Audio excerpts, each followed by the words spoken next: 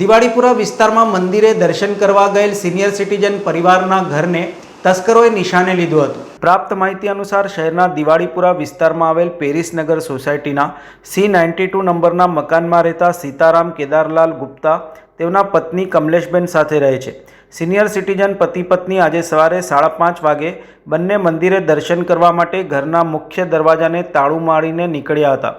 આ અરસામાં તસ્કર ટોળકી તેમના ઘરે ત્રાટકી હતી। ઘરની તિજોરીમાં મૂકેલા સોના ચાંદીના દાગીના અને રોકડ રકમની ચોરી કરવામાં તસ્કરોને માંડ 15 મિનિટનો સમય લાગ્યો હતો।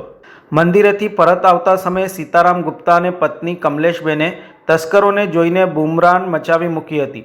કોઈ મદદ માટે આવે તેવી અપેક્ષાએ ચોરની બૂમ પાડતા સતર્ક થઈ ગયેલા તસ્કરો ભાગવા માંડ્યા હતા અને ભાગતા સમયે કમલેશબેનના ગળામાં પહેરેલા સોનાનો અછડો તોડીને લૂંટ કરી નાસી છૂટ્યા હતા।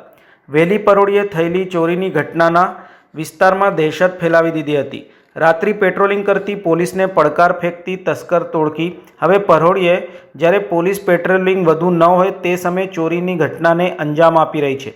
સબ સલામતના દાવા વચ્ચે તસ્કરો ઘરફોડ ચોરીને સાથે લૂંટને પણ અંજામ આપી રહ્યા છે, જેના કારણે નાગરિકો મિલકતની સાથે સાથે જાનમાલના નુકસાનનો ખતરો પણ વધ્યો છે। સીસીટીવીના ભરોસે બેસી રહેલ પોલીસ શહેરની કાયદો વ્યવસ્થાની પરિસ્થિતિ જ્યારે બગડી હોય ત્યારે અસરકારક કામગીરી કરે અને લોકોને ભયમુક્ત કરે તેવી લોકો માંગણી કરી રહ્યા છે। हम पेरिस नगर सोसाइटी है, वार्ड नंबर 11 में आता है।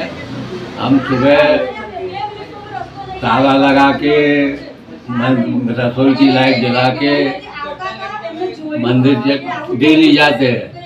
तो 5:30 बज गए थे, वहाँ दर्शन करके 5-10 मिनट में वापस आए। वापस में आके देखा तो ये ग्रिल मेन दरवाजे की ग्रिल खुल रही थी। हम मैडम मेरे को मदद करने की आती थी, वो आगे आई तो वो एक आदमी बाहर निकला और मैडम की चैन खींच के बाइक पे बैठ के 2 आदमी दूसरे बाइक के पास में थे और भाग गए। સમાચારોના સતત અપડેટ મેળવવા માટે લોકમત ન્યૂઝને YouTube ઉપર સબસ્ક્રાઇબ કરો, બેલ આઇકોન દબાવો અને અમારી સાથે જોડાયેલ રહો ફેસબુક, ઇન્સ્ટાગ્રામ અને ટ્વિટર ઉપર।